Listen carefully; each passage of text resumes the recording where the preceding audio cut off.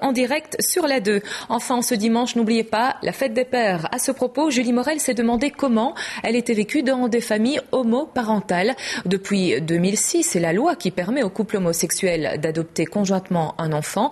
On estime qu'une centaine de familles homoparentales se sont constituées en Belgique. La fête des pères dans cette petite famille scarbécoise a un sens tout particulier. C'est que Boris a 2 papas à fêter aujourd'hui. 2 hommes qui s'aiment depuis 15 ans et ont décidé de faire appel à une mère porteuse américaine pour avoir un enfant. Comme tous les jeunes pères, ils ont eu le droit aujourd'hui à un joli bricolage. La première année, une des péricultrices est venue nous trouver en nous disant qu'elle avait un gros problème.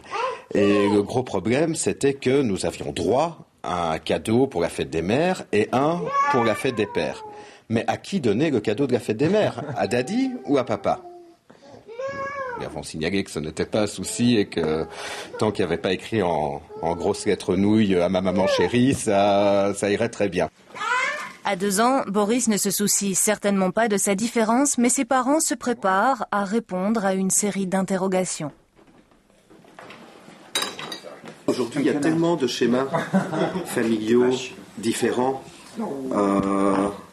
Une maman seule, un papa seul, 2 mamans, 2 papas, 2 mamans et 2 papas. Enfin, il y a tellement de schémas possibles que je ne suis pas certain que son cas soit beaucoup plus exotique que la panoplie de ce qu'il pourra rencontrer à l'école. 2 parents, un enfant, un chien, c'est ici une famille presque classique, une famille qui se sent en tout cas parfaitement acceptée.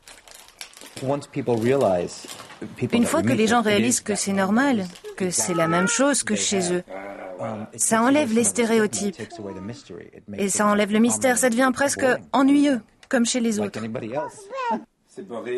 Ce matin, ce sont 2 pères épanouis que nous avons rencontrés, 2 pères heureux de vivre dans une société ouverte qui leur a permis d'accomplir leurs rêves. Oui, dans une société ouverte, on vote. N'oubliez pas, dès 15h, les premiers résultats, les premières réactions d'après-scrutin. Passez un très bel après-midi. À tout à l'heure. Merci.